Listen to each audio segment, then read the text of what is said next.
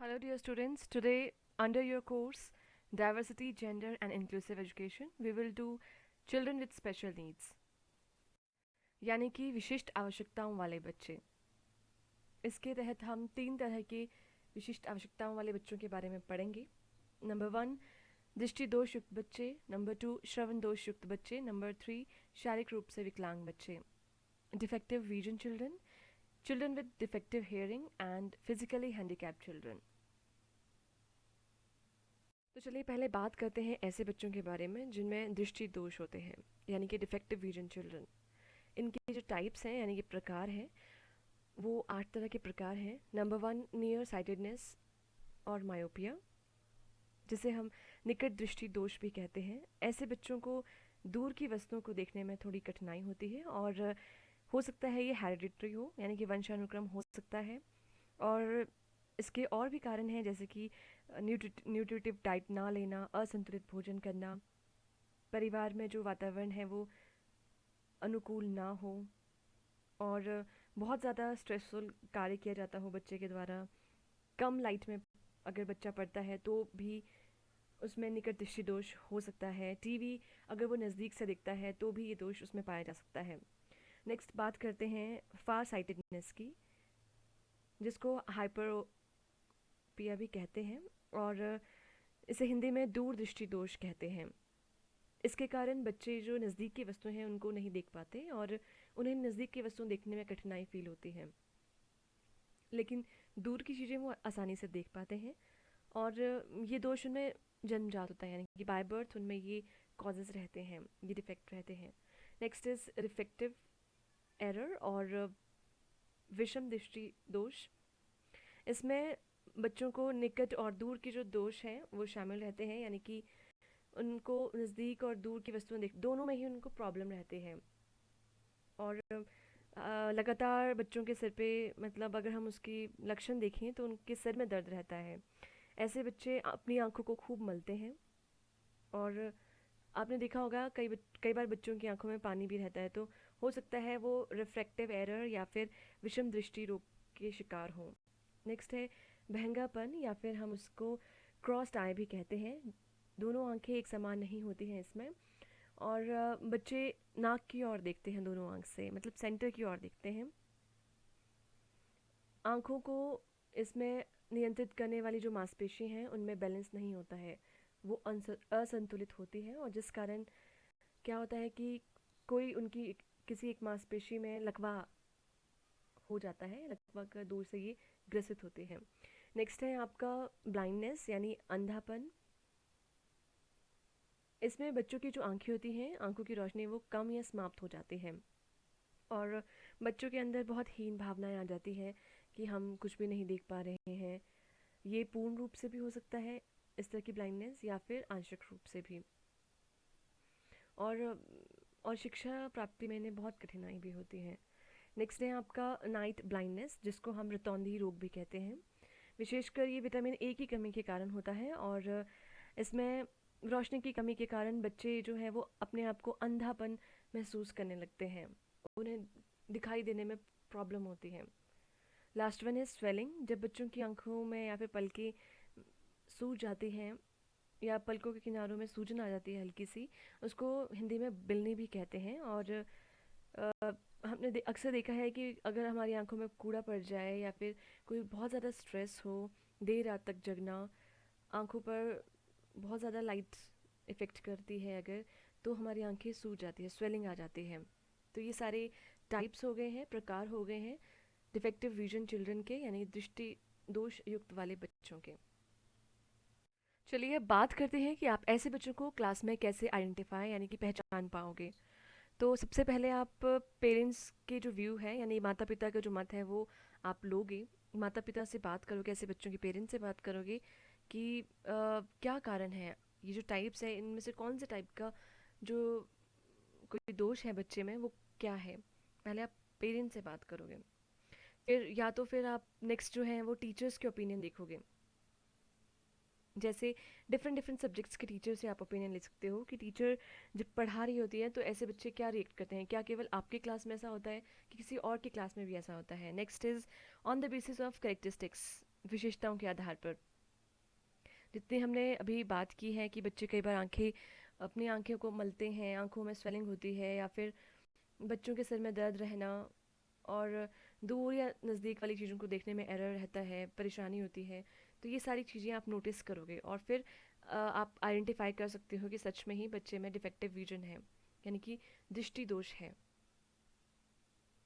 अगर हम ऐसे बच्चों की एजुकेशन की बात करें, means education of defective vision children, तो सबसे पहले एजुकेशन से पहले ज़रूरी है कि उनको न्यूट्रिटिव जो फूड है वो दिया जाए। गवर्नमेंट स्कूल्स में मिड डे मील बच्चों को दिया जा रहा है, वो भी इसी की तहत दिया जा रहा है कि बच्चे जो हैं वो प्रॉपर मात्रा में न्यूट्रिटिव यानी कि संतुलित भोजन ग्रहण करें। और किसी भी तरह की उनमें कोई दोष है, चाहे वो दृष्टि दोष है या कोई और दोष है जो कि असंतुलित भोजन के कारण हो सकता है, वो उनमें ना हो। जैसे विटामिन ए की कमी ना हो, जिससे कि नाइट ब्लाइंडनेस रहती है। तो न्यूट्रिटिव फूड उनको दिया जाए। पहले तो ये देखना ज़रूरी है एजुकेशन प्रोवाइड करने से पहले।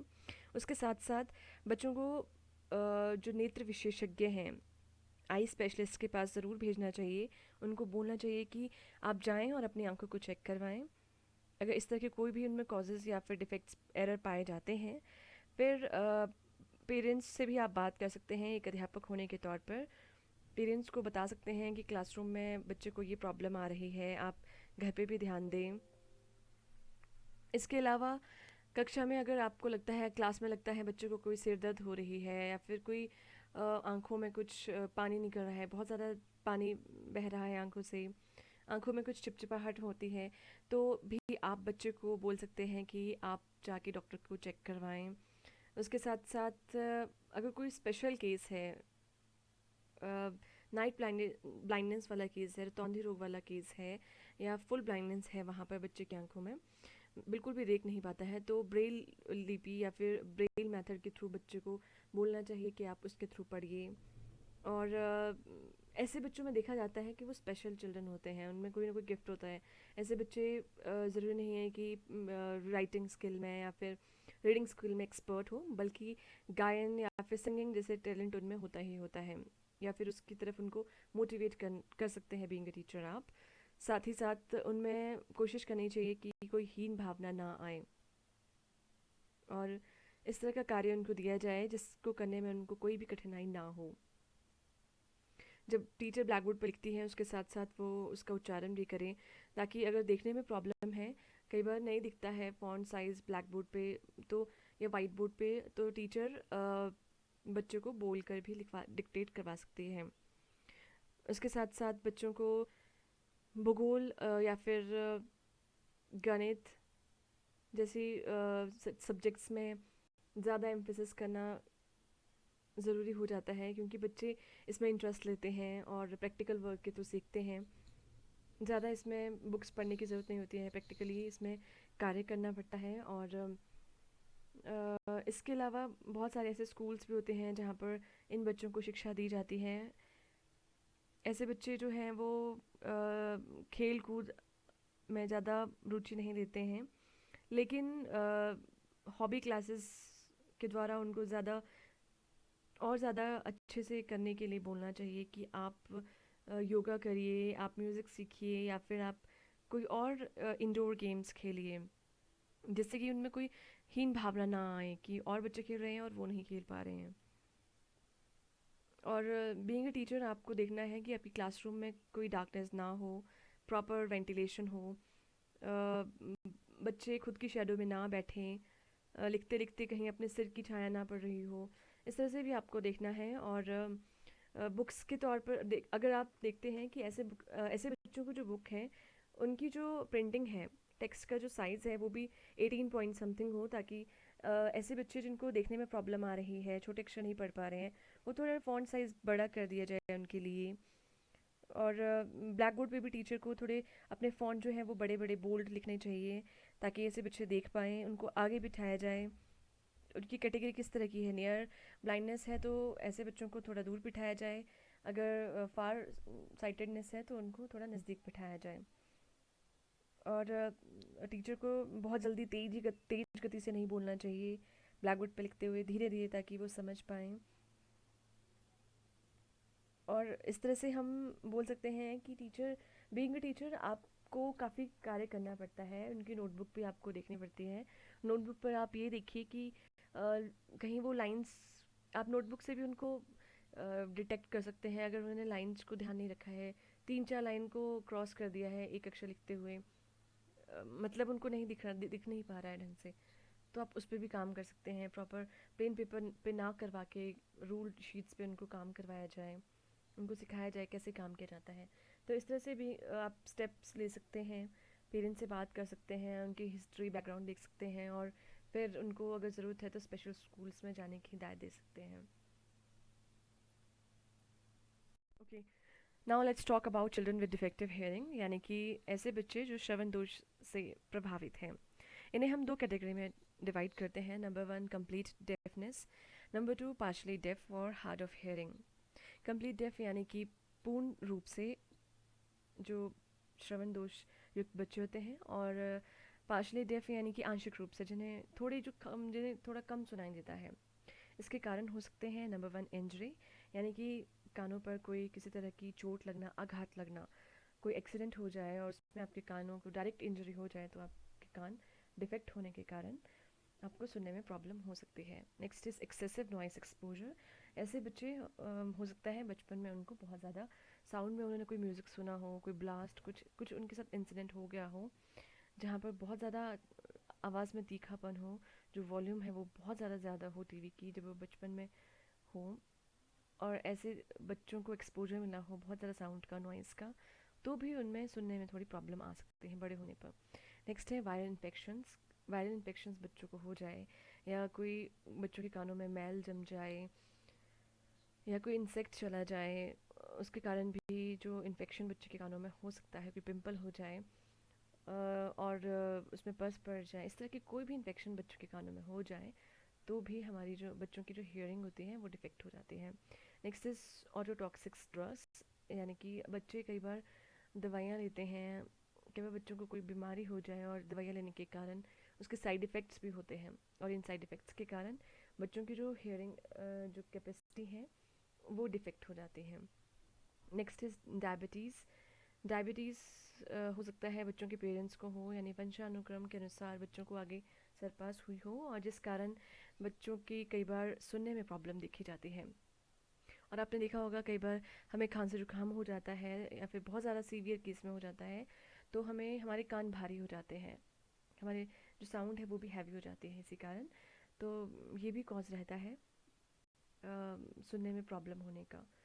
सो अगर हम अब बात करें कि ऐसे बच्चों को हम कैसे शिक्षित करेंगे, तो उससे पहले ज़रूरी है कि ऐसे बच्चों को देखा जाए कि उनमें क्यों प्रॉब्लम आ रही है क्लासरूम में।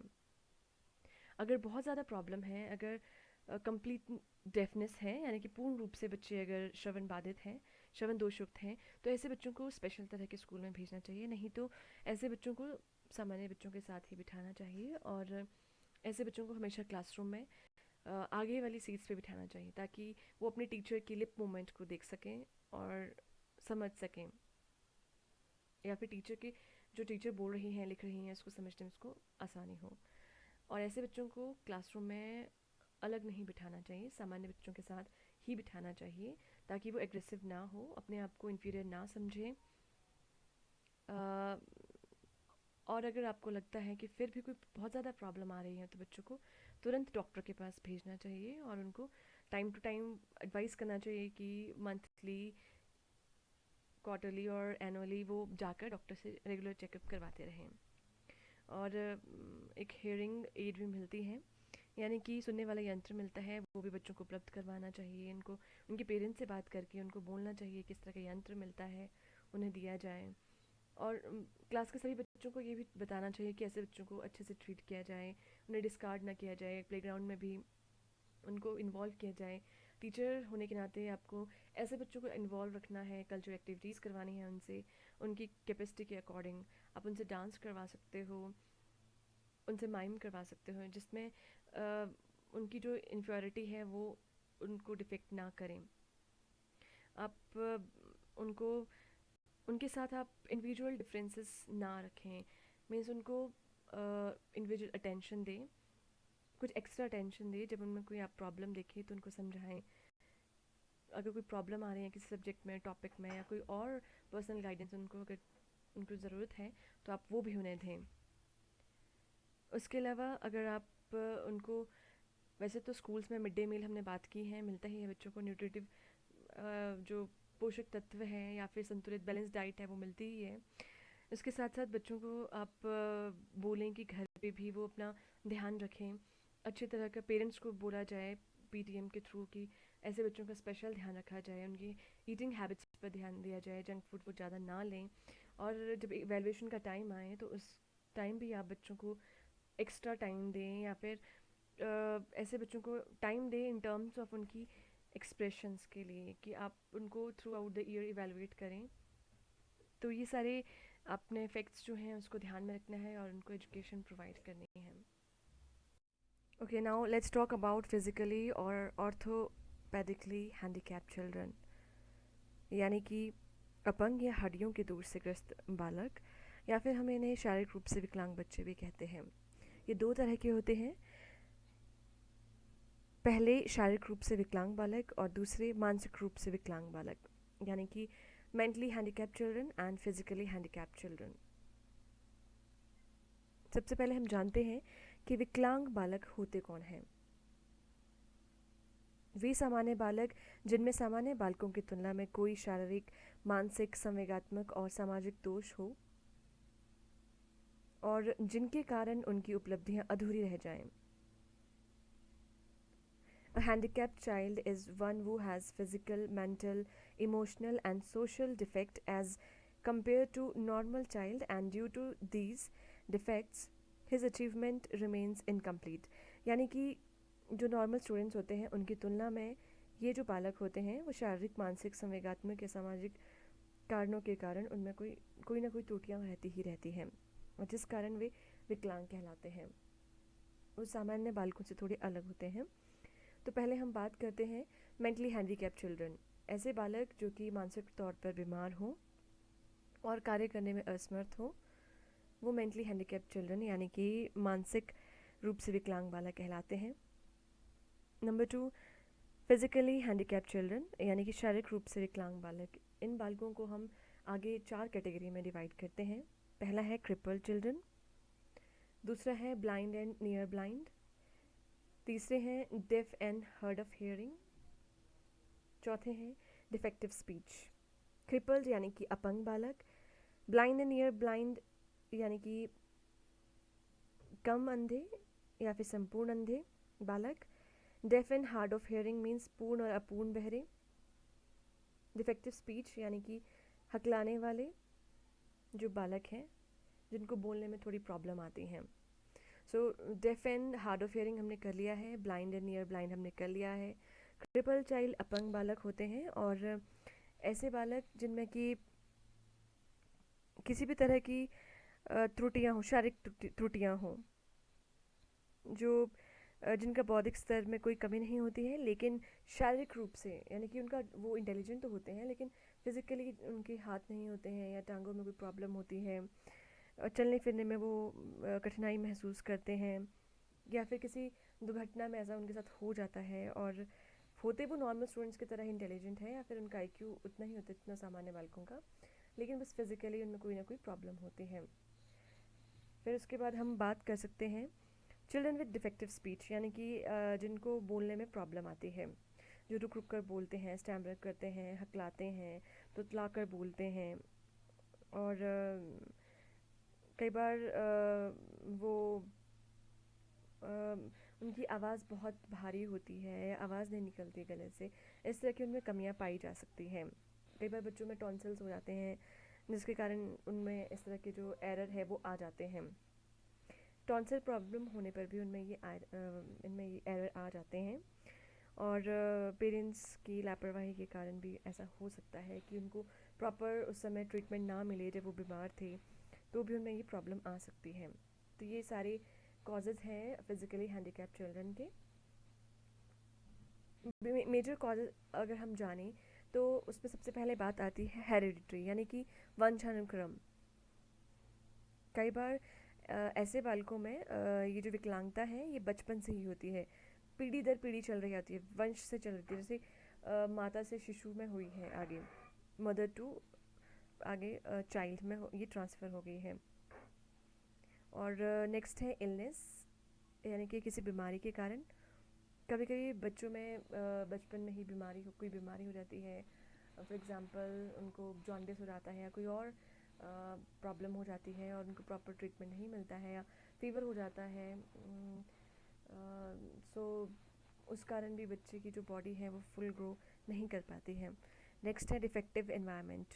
कई बार बच्चों को एनवायरनमेंट जो है वो प्रॉपर नहीं मिलता है, पॉल्यूटेड एनवायरनमेंट मिलता है, डार्क या फिर जहाँ पर मॉइस्चर ज़्यादा हो उस तरह का एनवायरनमेंट बचपन में मिलता है, और उनकी पूरी जो बॉडी है वो डीके हो जाती है। कुछ पार्ट उनके जो डीके हो जाते हैं, इस तरह की प्रॉब्लम्स रहती हैं।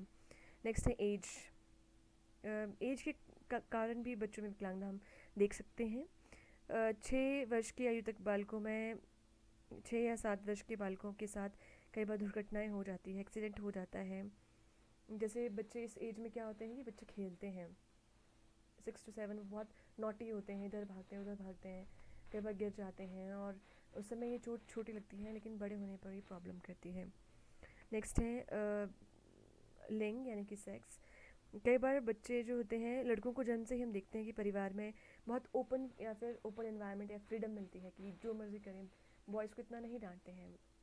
लेकिन जो गर्ल्स होती हैं उनको बड़ा टेंडरनेस होती है, गर्ल्स में उनको बचपन से ही बोला जाता है ऐसे मत करो, ज़्यादा ज़ोर से मत हंसो। इस तरह की जो पुरानी ट्रेडिशनल थॉट्स हैं वो पेरेंट्स में कई बार पाए जाते हैं, जिस कारण इस तरह की इफ़ेक्ट हम बच्चों में मेंटली तौर से जो गर्ल्स होती हैं वो थोड़ी डोमिनेंट फील करती हैं। बॉयज़ ज़्यादा उन पे ज़्यादा भारी होते हैं, इन द सेंस कि बॉयज़ बहुत अपने आप को बड़ा मानते हैं और गर्ल्स इन्फीरियर मानती हैं एज़ कम्पेयर टू बॉयज़। कई बार हमने इसे देखा गया है। नेक्स्ट है एक्सीडेंट्स। कई बार दुर्घटनाएं हो जाती है और ये कहीं पर भी हो सकती हैं, किसी भी समय हो सकती हैं, और दुर्घटना के कारण भी किसी भी तरह की जो विकलांगता है वो हो सकती है बच्चों में। फिर है सोशियो इकोनॉमिक स्टेटस। कार्माइल के अकॉर्डिंग बच्चे जो होते हैं वो आर्थिक तौर से, अगर बच्चों के जो पेरेंट्स हैं आर्थिक तौर से अगर अक्षम्य हो यानी कि कमज़ोर हो, तो भी वो अपने बच्चों का जो पालन पोषण है वो नहीं कर पाते हैं, प्रॉपर उनको बैलेंस डाइट या न्यूट्रिटिव जो फूड है वो नहीं दे पाते हैं, या वो सारी फैसिलिटीज़ बच्चों तक नहीं प्रोवाइड कर पाते हैं जो कि एक नॉर्मल स्टूडेंट को मिल पाती हैं। ये भी कॉजेज़ हो सकते हैं कि वो विकास, उनका जो शारीरिक विकास है वो ना हो पाए। जब एक मदर प्रेग्नेंट होती है उस समय उसको प्रॉपर डाइट ना मिल रही हो सकता है आने वाले टाइम में उसका बेबी प्रॉपर डेवलप ना हुआ हो और कोई कमी रह गई हो, विकलांगता बच्चे में पाई जा सकती है।